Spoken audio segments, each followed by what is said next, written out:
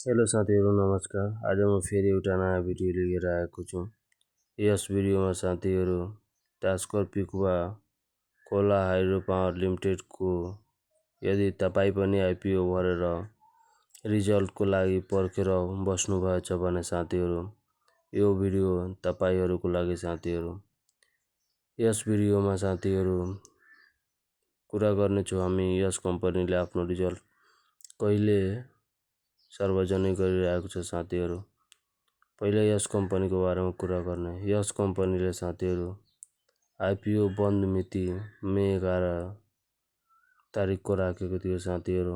यस कम्पनीले र यसमा साथीहरू 11.45 टाइम्स ओभर सब्सक्राइब भएको छ साथीहरू र यस कम्पनीमा करिब 26 लाख भन्दा बढी आवेदन परेको छ साथीहरू र 10 किताब पनि पढ्न सम्भावना यसमा कम नै देखिएको छ साथीहरू।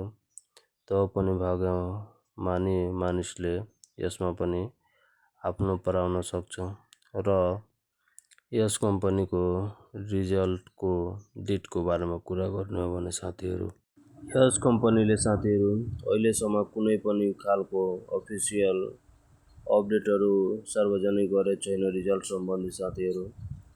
तब पनि यस कम्पनीको रिजल्टको बारेमा सम्भावित मितिको बारेमा कुरा गर्ने हो भने साथीहरू यसले जेष्ठको पहिलो हप्ताभित्रमा नै आफ्नो रिजल्ट सार्वजनिक गर्नेछ साथीहरू र साथीहरू यस्तै भिडियो हेर्नको लागि हाम्रो च्यानललाई सब्स्क्राइब गर्न सक्नुहुनेछ साथीहरू।